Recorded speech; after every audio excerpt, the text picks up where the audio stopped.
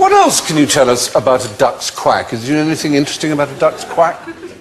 It has no echo.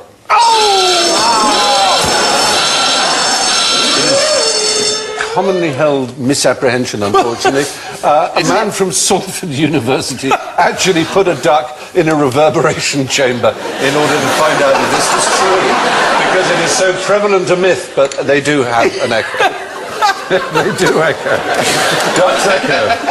I'm going to take one to Canterbury Cathedral. I'm just going to get a big old duck and take it and just poke it. Just try out yourself. Why should we believe the things you say on this quiz? A man took one to a chamber and tested them. No, let's test ourselves. I approve of your empirical zeal. Now, back to faces. What's the ideal way to kiss a Frenchman? A French man? With their consent? Well put.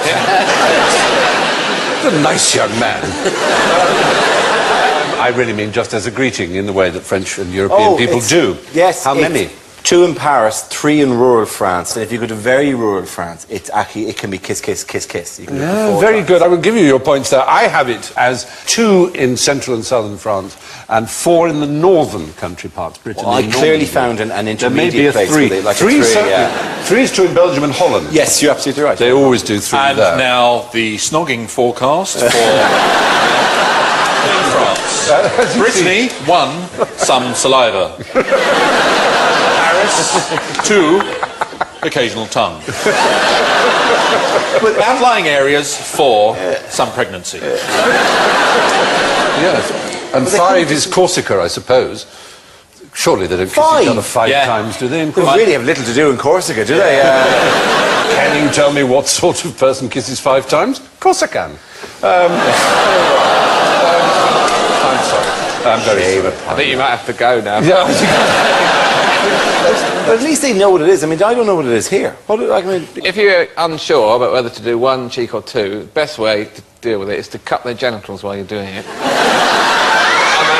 they won't mind how many kisses. They won't even be thinking about it. Cut their genitals. Just cut them lightly. Yes, You know, uttering the words, carry a bag, sir.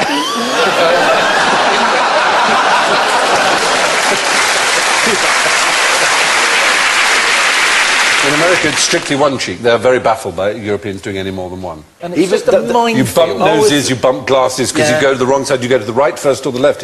Apparently in Spain, it has to be the right cheek first. However many times you Really? Yes.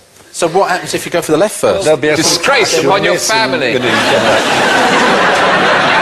1819, a German travel guide to London said the kiss of friendship between men is strictly avoided in Britain, as inclining towards the sin regarded in England as more abominable than any other.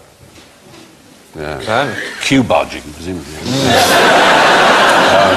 That or sodomy. they're the top 2, aren't they? Yeah, really. Sodomy, Particularly if it's a Q for sodomy. Yes. Cut in. Yeah. Don't cut in on the buggery line. Excuse me. You next. Thank you very much. Man, I thought the northern line was bad, but the buggery line, wow. Oh dear. No seats! Oh, Jesus.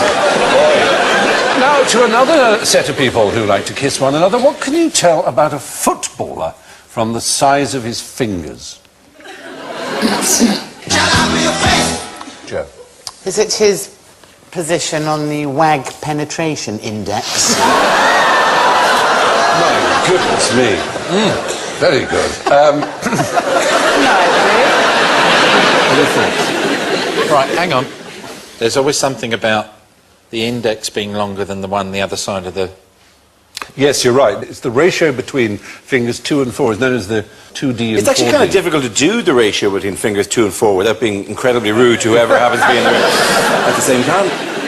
Well, there's an academic, and isn't there always, who has devoted 35 years of his academic life to determining things about humans on the basis of the ratio, the lengths of their something to do with what testosterone and estrogen do to your finger lengths seems to be important, and his name is Dr. John Manning of the University of Liverpool. Did he take the duck into the echo chamber? He wasn't the same. That sounds so much like a euphemism, I don't know where. Is this the cue for taking the duck into the exit?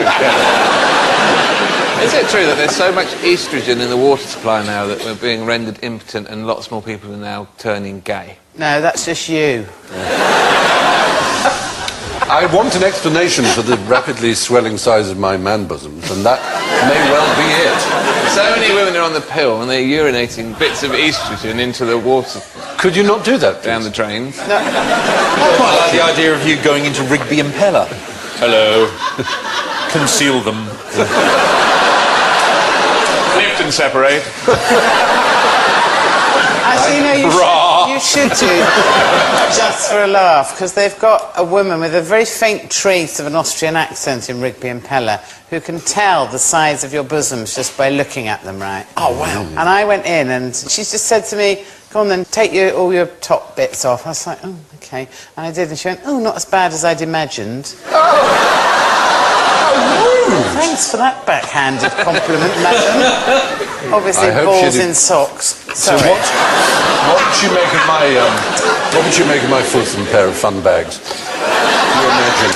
They're pretty good, aren't they? No, I think they're... There's a fair amount going on. Please, Stephen, I'm already pitching a semi. Any more of this talk and I'll be knocking the desk over. Anyway, apparently, according to Dr. John Manning of the University of Liverpool, the 2D/4D ratio is predictive of infertility, autism, dyslexia, migraine, stammering, immune dysfunction, myocardial infarction and breast cancer even, as well as perceived dominance and masculinity, but not attractiveness, and including things like possibly psychopathic tendencies and ability at football.